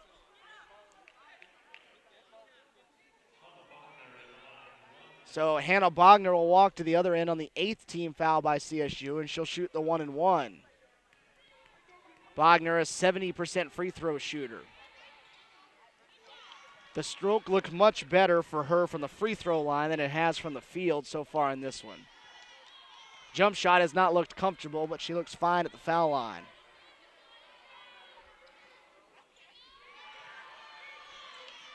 Bogner gets them both, so they take it from a 6-point deficit to down to 2 again. This is what the Pirates have done. Do they have enough to get over the hump, though? They've tied it at 42 once in this half. That was it. Tatum created for Carey, didn't make a clean catch. Tay Smith from downtown got the friendly roll. Off the front rim and bounced through. Tay needed to see one go through the net. And now Brittany Tatum picks the pocket of Carlson. Tatum to the other end with the left hand, missed it, and an offensive foul, and Jonathan Norton can't believe it. Coney stepped in, got up underneath Tatum, drew the offensive foul, the second foul against the freshman point guard, and that will upset the fans behind us. 5-point game, 9:21 to go, 57-52. This game has been no wider than 8 points at any time in this ball game. Carlson from NBA range, and that's the third time that she has airballed from outside. She's a great three-point shooter and a big-time threat from out there, but it's 3 times tonight that she has completely missed the rim and the backboard. So 5-point game, and CSU trying to stretch it back out again. Armstrong had pulled within 2. Tatum to the rim. The basket goes down, and this time she'll head to the line. Foul goes against Brianna Davis, and CSU now with 8:49 to go. A chance to open up its largest lead of the game. They led by 8 at one time in the first half at 20-12. They have not led by 8 since then, but Tatum can make it that now, but she leaves another point at the line. Alexander on the rebound will get 2 shots for CSU, though, as the Lady Cougars grab another offensive board. Foul on Bogner. It'll be her 4th. So it'll force Follow Bullock to take one of her post players off the floor that's played so well for her. Alexander misses the free throw. CSU 6 of 14 from the line. Bogner will sit down. Mitchell will come back in. Hayward back in as Johnson sits down. Or rather, Davis sits down as well. Alexander able to get the second. Aisha scored the first 4 for CSU. That was her first point since the opening 4 points of the game.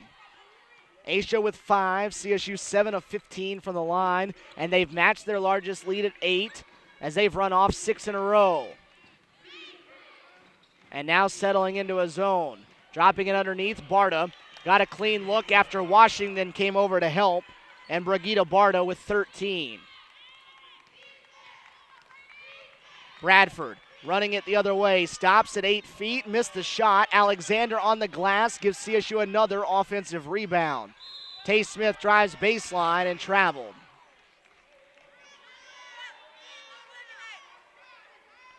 CSU has grabbed 15 offensive rebounds to 17 defensive rebounds for Armstrong. So it's almost 50-50 right now on that end of the floor on the glass.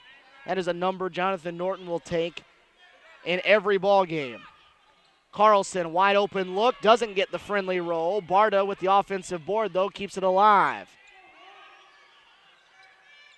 Underneath, Barta made the tough catch. Kerry Washington commits the foul, and Barta will head to the line for one. Foul on Kerry is her fourth, so she'll have to sit now.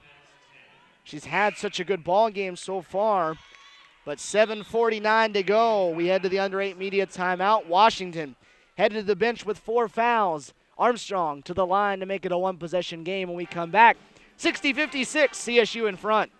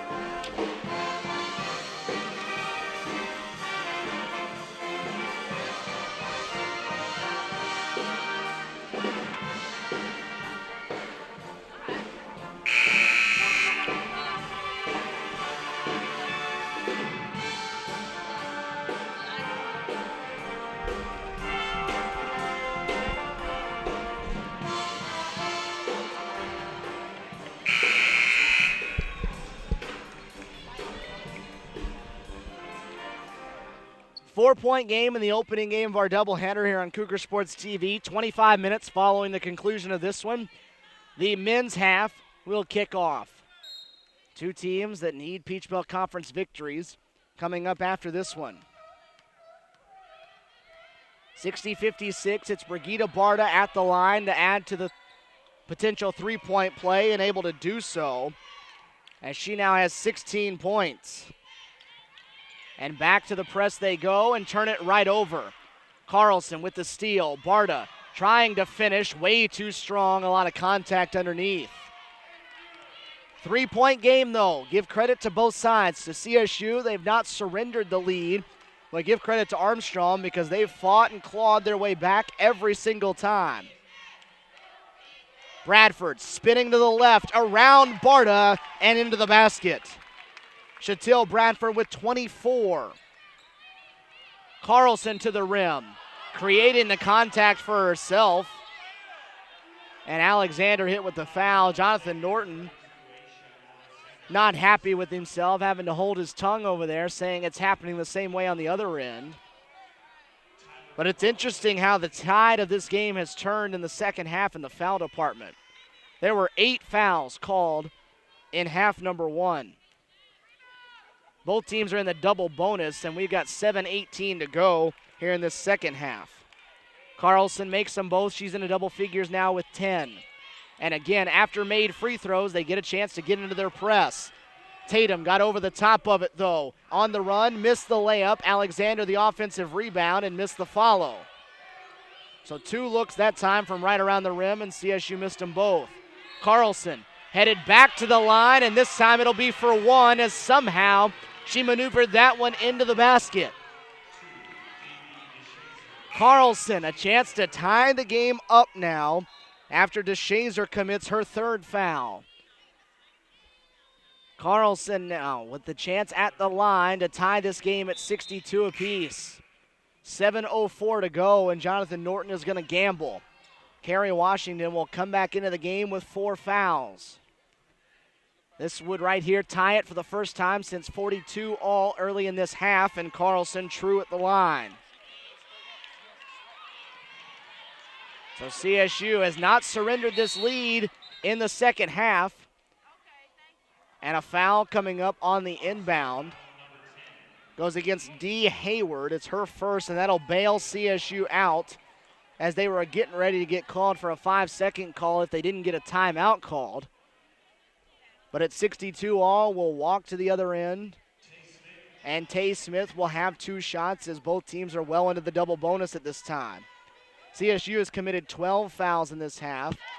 Armstrong has been called for 13.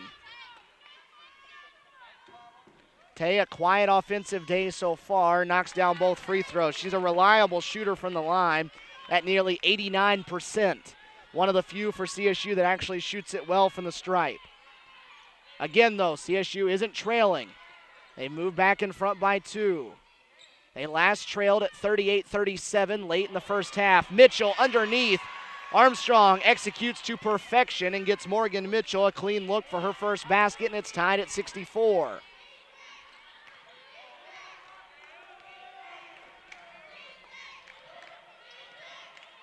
.6:30 to go now. Alexander drives on Carlson. Off the glass, too strong. Rebound for Coney, and Armstrong will try to lead now.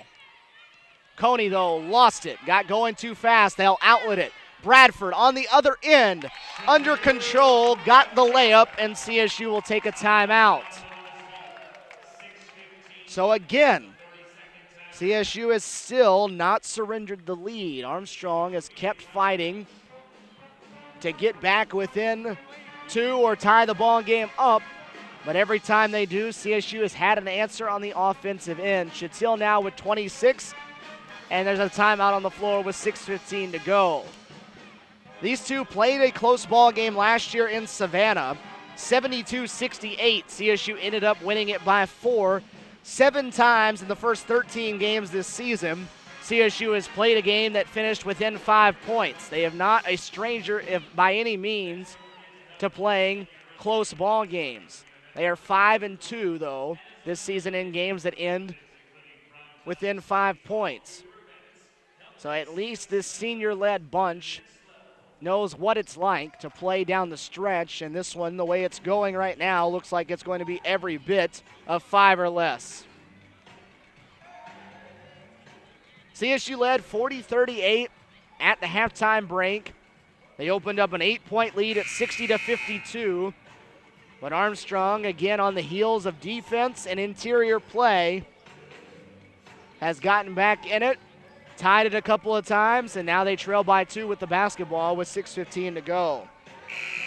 CSU shooting 43% from the field. Armstrong is down to 38. Lady Cougars are at 54% from beyond the arc. Armstrong at just 25. CSU, though, leaving points at the foul line. Armstrong's 13 of 14 from free throw line. CSU is 9 of 17. That is a tough number to overcome in a close ball game. Just over 6 minutes to go. Armstrong basketball. Carlson for the lead. Miss to the right. Alexander the rebound. A big miss that time by the leading scorer for the Pirates.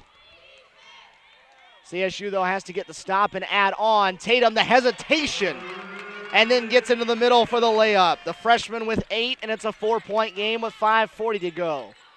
Again, tie game, CSU with the answer to surge back forward.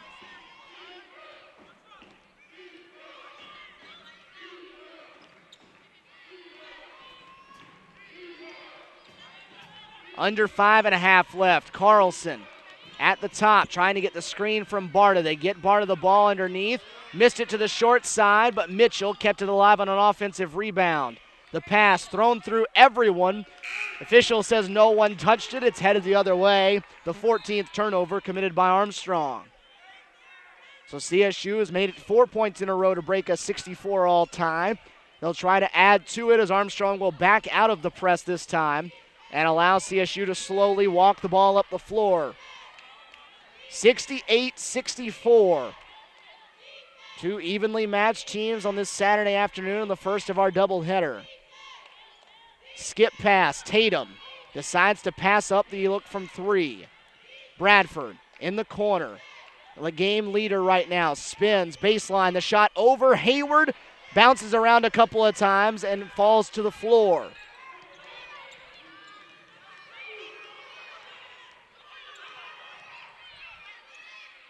Barta, baseline. Washington Gamble didn't get to it, and Brigitte Barta now has 18 as she gets an easy 2 there. Washington gambled. There was nobody on the help side to help out, and that's 18 for the freshman from Hungary, and Armstrong takes a timeout. 4:33 left on the clock now. 68-66. The way this one has gone, you didn't expect it to be a blowout, one side or the other. CSU has led by as much as 8. Armstrong's led by as much as 7. These two sides have gone back and forth. CSU has led, though, for the majority of the ball game. Armstrong took the lead over late in the first half, stretched it out to 7, and the Lady Cougars used a 9-0 run to close out the first half to lead by 2. And then they've led for the duration of this half, with the exception of being tied 3 times. It's a 2-point game right now with 4:30 to play, 68-66. Both teams 9-4 and 4-3 in conference play. The kick out finds Smith in the corner, but guarded by Hayward. Alexander open at the free throw line, missed it way left. It wasn't close, out of her hands. Again, a chance to tie or lead. Now at the 4-minute mark. Coney double teamed, and Fala Bullock gets a timeout call before Coney turns it over on the sideline. 4 minutes showing on the clock. 68-66. After today, the Lady Cougars will take on Flagler College. We have a rare weekday afternoon double dip for you coming up on Monday here from the Lumpkin Center. Of course, we'll be observing Martin Luther King Jr. Day, the national holiday across the country, and we'll do so with 1:30 and 3:30 basketball inside the Lumpkin Center. The Saints coming in here from St. Augustine. They're in Americas today, taking on Georgia Southwestern, and then we'll see them for the first and only time in the regular season on Monday at 1:30 and 3:30. Of course, those games will be right here for you on Cougar Sports TV. We'll take the air a little after 1:15 with your pregame show, your pregame talk from Jonathan Norton, and we'll kick things off on a Monday afternoon. Men's game coming up 25 minutes after this one ends. We'll go off the air after the post-game show. We'll talk with Jonathan Norton and a Lady Cougar possibly, and then we will head off the air, take a quick break, reset things. We'll come back with the men's half of the doubleheader. We'll hear from Robert Moore as his team needing to hold serve this weekend in both games. Armstrong and Flagler, their two opponents this weekend as well. 4 minutes to go, Armstrong basketball. 17 on the shot clock. Pirates trailing 68-66. Brianna Davis just into the game off the inbound, missed the 3, and it's Kerry Washington grabbing her 14th rebound of the game. Alexander leading it the other way, and she's fouled in the center of the lane as Davis caught her in the middle of the paint. For Davis, that's her second, but as we've already established, well into the double bonus, so Aish Alexander will have 2 from the line.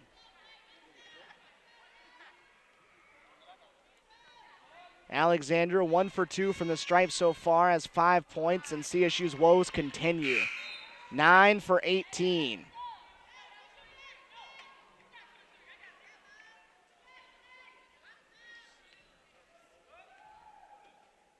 CSU leaving a lot of points at this foul line. Alexander's second one rattles in.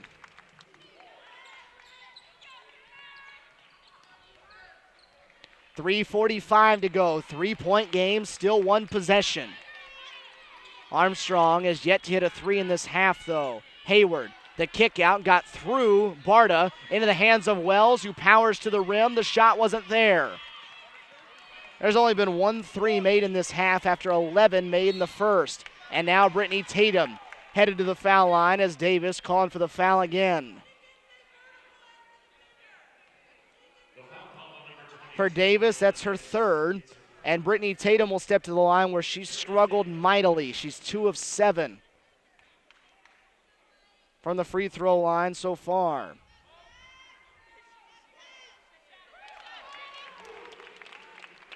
Tatum with his second one has a chance to put herself in double figures and back to a 5-point game.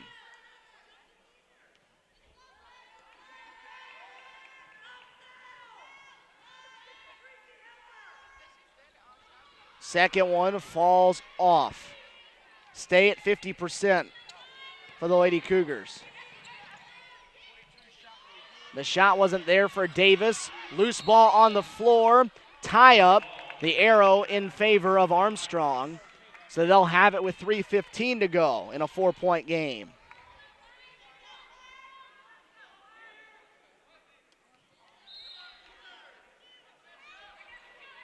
Fresh 30 after the miss hit the rim.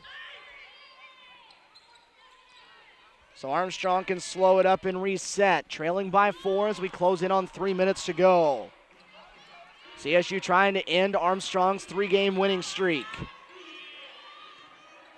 Coney, shot clock at 12. This is Davis who kicks it out. Hayward drives inside the foul line. Washington blocked the shot. Bradford on a run out now. It's a 4-on-2. Shatil will go all by herself, too strong. Washington there for the rebound and follow. Carrie Washington adds to her double-double day, and it's a 6-point game. That's 12 and 15 now for Carrie, and a foul away from the ball going against Shatil Bradford underneath, and that'll be her 4th. So Bradford and Washington each with 4. Bogner on the opposite side has 4 for Armstrong, and it'll be Brigitte Barta for the foul line at 2 shots. Barta watches that one roll out. Armstrong has not missed free throws in this game. That has been their best point. They are 13 of 15 now. Had not missed one in the second half before Barta's miss. The second one's good to give her 19. That is a new career high for her. Over the top, through the press, Tay Smith makes the catch and missed the easy lay-in. Had it wide open, and then Bradford wrestles it back away from Carlson, and then Bradford's shot blocked into a jump ball. The possession arrow this time CSU's way. So Tay Smith had the wide open lane, missed the shot, but Bradford on the loose ball, fought for it, tied it up, and gives CSU a possession back with 2:28 to go, leading by 5, 72-67. Smith will try a 3 from outside, and Tay Smith with a big one, and Jonathan Norton coming out of his suit to call timeout after the made basket. Tay Smith, give her credit. Jonathan Norton told her at halftime, hey, 23, keep firing. And it's not been a pretty day for her from the field, but it hasn't mattered. She kept firing, hit a big one there, and that stretches it out to tie the largest margin of this game for CSU at 8, 75-67, as CSU takes the timeout to set things up for the final 2:21. Tay now into double figures, will join the crew at that point. She becomes the 4th Lady Cougars to hit that mark. Dee DeShazer had 12, all in the first half. Bradford has 26, Washington with 12, and Brittany Tatum, if she could score another point, she would become the 5th Lady Cougar to reach the double-digit point. Bogner back to the floor for Armstrong as Barta sits down. CSU up by 8 with 2:20 to go.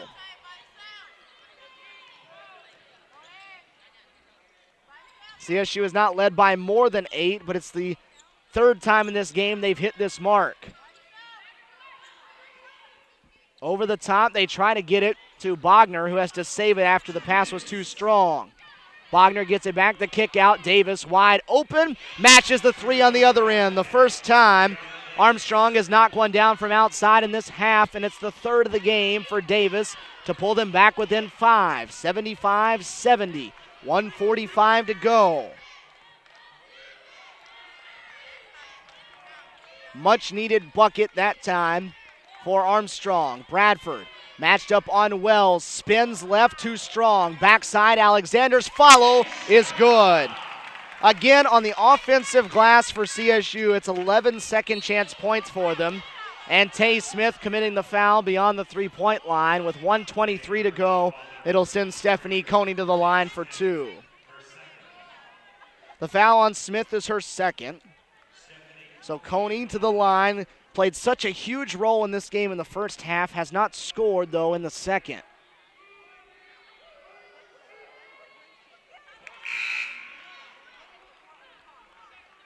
Richards in, Washington out.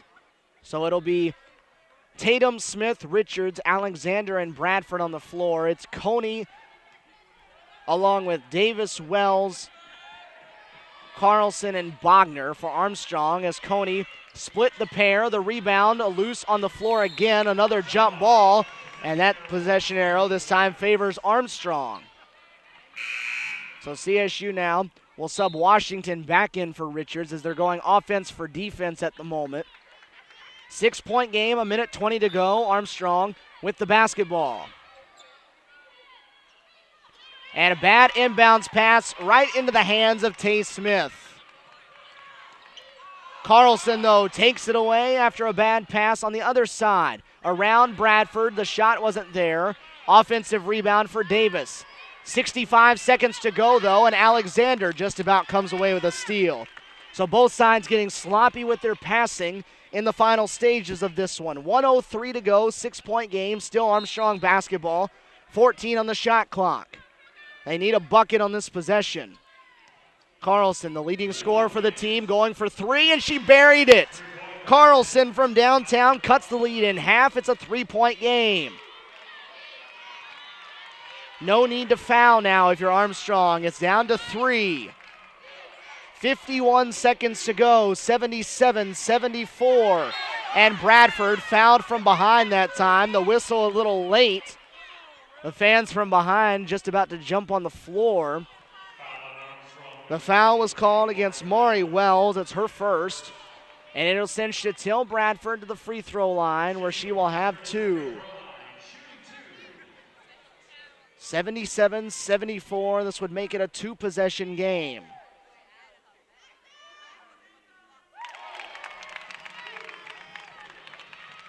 Shatil now with 27 points to go along with 8 rebounds. Bradford got the friendly roll in the second. Give her 28. 45 seconds to go. 5-point game. You got to guard beyond the arc. Davis and Carlson have been the best shooters from downtown. Davis will go all the way to the rim this time. She doesn't get the shot. Bogner's follow goes down. Bogner with a big offensive rebound and stick back. CSU with it now. Armstrong has to foul. There's a 1-second differential. And Jonathan Norton will get a timeout call with 23 seconds to go. Shot clock is 1 second less than the game clock here. And in a 3-point game, Armstrong will have to foul.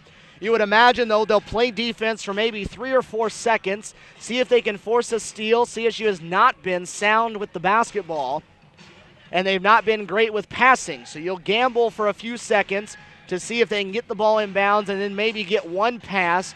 Then you commit the foul where CSU has not been good from the foul line.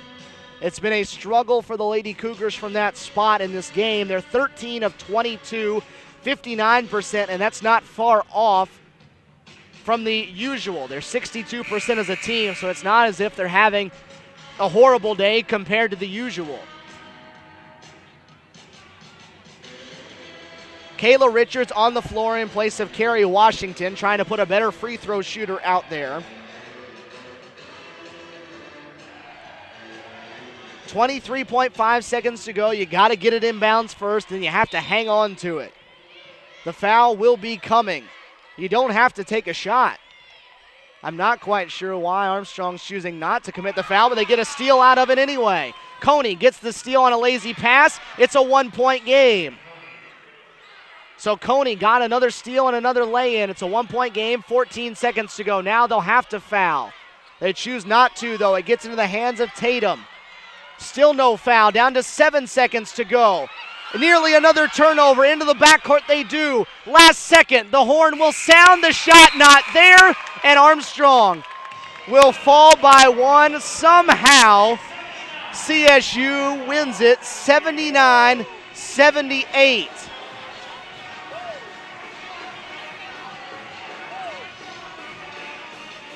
Unusual final sequence there for Armstrong. They choose not to foul down the stretch, gamble, get the steal, and then choose not to foul again in the final seconds. Got another steal, and as the horn was going to sound, it was Brianna Davis that had a shot from right in front of the basket to lay it in to win this ball game, and it was just off the mark, a little too strong. An unbelievable way for this one to finish, 79-78.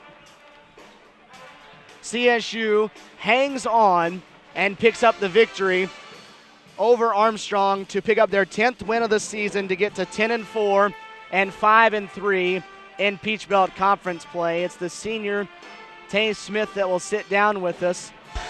You look exhausted, quite a way for that one to end. I am. I'm really mad at myself, those last turnovers that could have cost us the game. You look at it the way those last possessions go. Do you go into it expecting them to foul and it throws you off a little bit when they choose not to? Yeah, a little bit. That defense, they was sitting back, so I thought that I could just make the easy pass, but, they want it just like we do. You look at this game, it went back and forth. You all led for most of it, but they never went away. It seemed like they were just that pest that wouldn't die. Yeah, Coach told us at halftime he never seen a team that was more competitive than us. So, that was the big thing about it. They at the beginning they wanted more than us. On a day in which the shots weren't necessarily falling for you, I heard Coach Norton coming out of the locker room. He said, "Keep firing," and it came down the stretch, and you hit a big one. How much confidence is that to hear him say that to you on a day in which it's not there? I'm glad that I do got a coach that's confident in me, because if he wasn't, I'd be out of it. But I'm glad that I stuck with it and kept firing the shot. Exhausting ball game, and you have to turn around and play 2 days from now. What are the biggest things you all have to do between now and Monday before Flagler gets here? Well, it looks like we got to work on learning how to pass the ball all over again. But we just got to keep going hard at it, that's all. Hey, a win is a win. You get your 10th of the season. Congratulations. Yeah, thank you. Senior Tay Smith wrapping things up with us here. They somehow escape out of this one, and I'm very curious to hear what Jonathan Norton has to say when this one's done. I can't imagine he's going to be too thrilled with how things went down the stretch, but hey, a win is a win is a win is a win, regardless of the way you get it. Your final scoring tallies before Jonathan Norton gets down here: 4 players in double figures on both sides. 19 for Brigida Barta to lead the way for Armstrong. 17 for Brianna Davis, but she needed 19 for the win. She had the shot and did not get it to go down. 16 for Tyler Carlson. 14 for Stephanie Coney. On the other side for CSU, 6 players do all of the scoring. This is a very unusual stat line for the Lady Cougars, as they did not get much help today off the bench. 28 points for Shatil Bradford, who had a phenomenal game to go along with 8 rebounds. 12 points, 15 rebounds for Carrie Washington, a double-double. 12 points for Dee Dee DeShazer, all in the first half on 4 3-pointers. 10 for Tay Smith, who was just 3 of 11 from the field, but hit a big 3 down the stretch. And 9 for Brittany Tatum, who had 7 turnovers today. That's generally the number that leads to a CSU loss, but she hit some big free throws and ran the team down the stretch to a victory, 79-78. 8 points and 11 rebounds for Aisha Alexander, who also struggled from the field, just 3 of 12 for the senior. 43% for the field for CSU, 8 for 14 from beyond the perimeter, 13 of 22, though, from the foul line. And if CSU would have lost this game, you would have looked at turnovers, in which they had 22 of them, and you would have looked at foul shots, in which they struggled from there. 38% for Armstrong and 7 of 24 from downtown. Lady Cougar head coach Jonathan Norton with us now. Coach, final sequence there. Have you ever watched a coach choose not to foul and play it out like that? Well, she was yelling foul. We knew she was fouling. Her players didn't, just as I was frustrated with mine, not doing all the things we want them to do. They were just trying to guard hard and turn us over, which they did. And it worked. She was yelling foul. And I'm not so sure they didn't a couple of times, but as the game went for about 30 minutes, they weren't calling them very much. So frustrated with how we performed, turning the ball over again, but we found a way to win. You look at it, Shatil Bradford standing right behind us. A great ball game for her. Really going back to how she played at the very beginning of the season. Explosive scoring, helping carry the load for a little bit today. Yeah, I mean, Shaw was focused, and I'm going to hug her neck when I get up from here, even though she's a sweaty thing. But she was ready to play, and she carried us. I mean, if we didn't have her, we would have got beat 30. So proud for her, senior. But, I mean, she's been bringing it every game. Teams have been game planning to double team her and different things, and they took her one-on-one, and she took advantage of it. How about the way the game changed and the fact that there were about 7 fouls called in the first half, and I think we may have set a record here in the second half. Yeah, but the second half is how the game's supposed to be called, Stephen. Right. And it's been frustrating. I had a nice conversation with each of the officials in the first half, and we have new rules in college basketball, and it is, for some reason, since conference play has started, they are not calling them consistently, and we've written them up. We've asked, and I pleaded with them in the first half, and then in the second half, they flipped the switch. Well, that's fine and good, but we have to have 40 minutes of consistent officiating, and we're not getting it right now. That makes it tough on the girls to figure out which way they can play. Absolutely. Yeah, I mean, you're going to let us tackle each other, or do we have to get our hands off? Getting our hands off is the way basketball's supposed to be played, and maybe that will be a trend, from this second half on. But we're going to see new officials on Monday, and who knows what you'll get. Quick turnaround for Monday when Flagler comes in here. How do you game plan for them on one day? We got to give our girls some rest. Our starters had to play a ton of minutes, and so we got to get them physically able. We'll show them film, and we'll execute. We'll work on the things we need to work on. We got to get ready for a couple of different zones. We got to get ready for a quick point guard that can go for about 30 anytime she wants. So we've got our work cut out for us. But I think our girls will respond. I think they'll agree that we probably didn't play our best game, and so we got to get better. Well, Coach, a win is a win, no matter how ugly. You get it today. Congratulations. Thank you. Head Coach Jonathan Norton as we help wrap things up here from the Lumpkin Center. The other seniors, Shatil Bradford, had 28 points today with us. Now, take us through that final sequence there. They're trying to get the fouls. You're expecting them to get the fouls, and it seems like the refs won't call it, and it almost turned into costing the ball game. Oh, yeah. Fouls were a big thing coming in the second half. I think with like 10 minutes left, we were already in double bonus, both teams. So, I mean, I think we won that on the hair of our chin at the end there. I was expecting a call because they were calling everything late. So I'm just glad Aisha played some great defense and she missed the shot. 28 points for you today. What was it about the way they were playing you that allowed you to have more openings today than previously?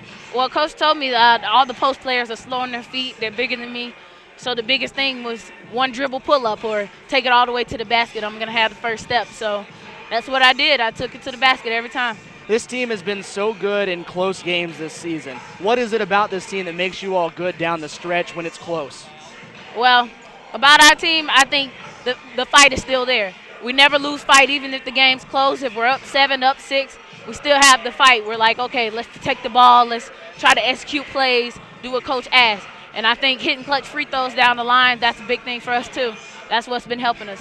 Well, good game for you today, another victory, and you have to come right back on Monday. Congratulations. All right, thank you. Shatil Bradford with us as we wrap things up for the opening game of our doubleheader here on Cougar Sports TV. The Lady Cougars hang on in the end, 79-78. They pull out the victory. They improved to 10-4 and 5-3 in the Peach Belt Conference. Armstrong drops to 9-5 and 4-4 in Peach Belt Conference play. We've got a second game to come up here on this floor inside the Lumpkin Center. The men's half of the doubleheader about 18 minutes away from now. We'll leave the air. We'll take a quick break. We'll come back. We'll reset. We'll hear from Cougar head coach Robert Moore, and we'll have your tip-off from the Lumpkin Center. Your final in Game 1. Lady Cougars win it over Armstrong, 79-78.